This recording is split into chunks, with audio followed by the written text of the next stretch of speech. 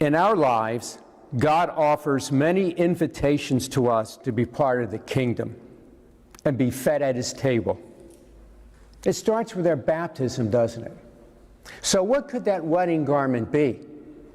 I propose it's our baptismal garment. Most of us were babies when that happened. We don't remember that.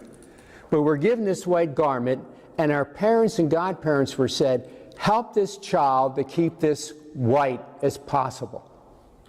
But of course we don't. We refuse to fulfill our baptismal promises. We forget our baptismal promises, and it gets dirty. But Christ, in his infinite wisdom, has given us the great sacraments of penance and Holy Communion. And it's like sending that wedding garment out to Lapels in Arlington to get dry cleaned and pressed. And we get it back and we start all over again. Why do you think the church in its infinite wisdom has us renew our baptismal promises every Easter Sunday? To remind us of who we are and what we're supposed to be doing. That's our wedding garment. That's our baptismal garment. We're meant to do that. And just like that guy that went and refused to put on that wedding garment, have you ever been to one of those fancy restaurants where you have to have a coat and tie? What did they do? They stop you, say, sir, you need a coat and tie. You need a tie. Well, we have some. We'll lend you one.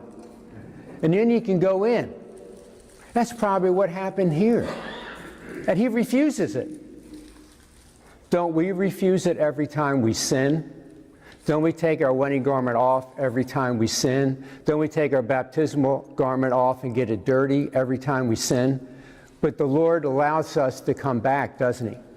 We don't get thrown out where they're weeping and gnashing of teeth the first time or the second time or the third time or the nth time. We always have an opportunity to ask for forgiveness, have it cleaned, and start all over again and be fed at his table. Okay?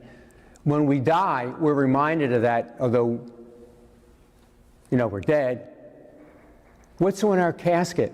A pall, which is supposed to remind us of our wedding garment. Our baptismal garment. That's our baptismal garment on our casket when we die, to remind us this is who we are. This is what we're supposed to wear. This is how we're supposed to act. But God gives us free will, doesn't it? He gives us a choice to choose or not to fulfill our baptismal promises, to wear our wedding garment. We may have the invitation, but no guarantee that we'll stay in the kingdom. We can't earn our way into the kingdom. Jesus did that by a sacrifice on the cross.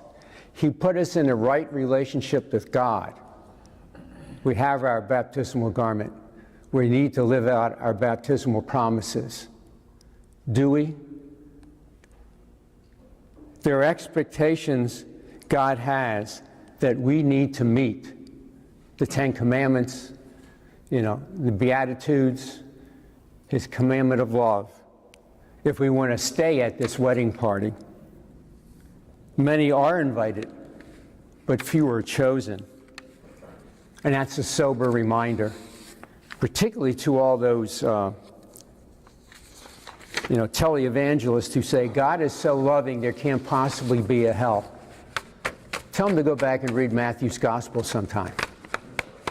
I think he'll change his mind.